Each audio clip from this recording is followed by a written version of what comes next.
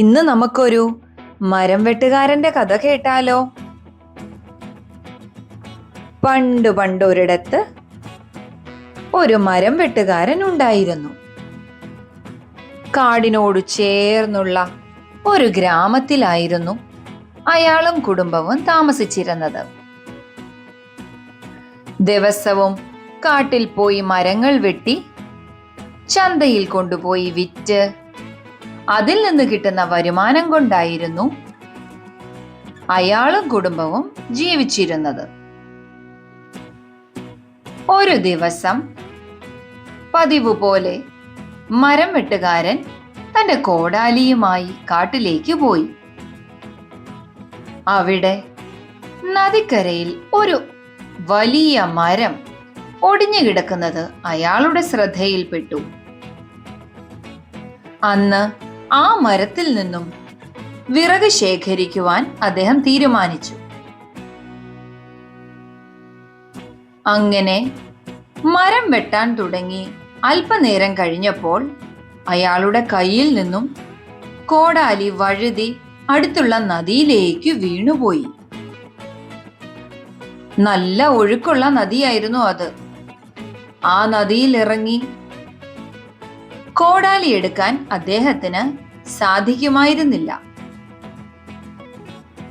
വിഷമം സഹിക്കാനാവാതെ മരം വെട്ടുകാരൻ ആ നദിക്കരയിൽ ഇരുന്ന് കരയാൻ തുടങ്ങി. ആകെ ഉണ്ടായിരുന്ന എന്റെ കോടാലിയും പോയി. ഇനി ഞാൻ എങ്ങനെ മടങ്ങി വീട്ടിലേക്ക് പോകും? പുതിയൊരു കോടാലി വാങ്ങാനും എനിക്ക് കാശില്ല.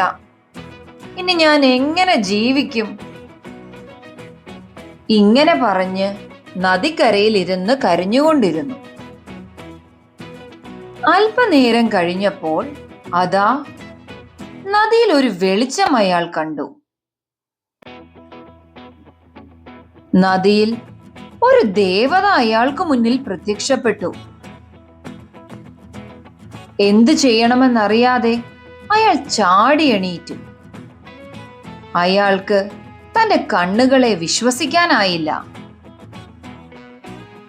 ദേവത അയാളോട് ചോദിച്ചു, മകനെ, നീ എന്തിനാണ് ഇങ്ങനെ വിഷമിച്ചിരിക്കുന്നത്? എന്തിനാണ് നീ ഇങ്ങനെ കരയുന്നത്?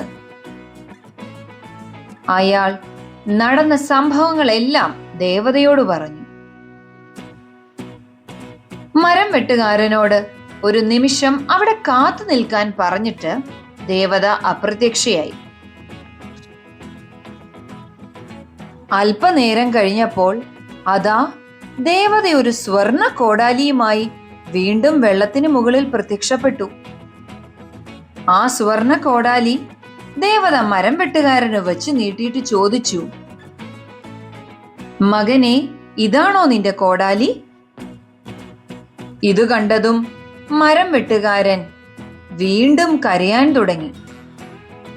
അയ്യോ അല്ല, ഇത് എന്റെ കോടാലി അല്ല, ഇതല്ല എന്റെ കോടാലി. ദേവത വീണ്ടും അപ്രത്യക്ഷമായി.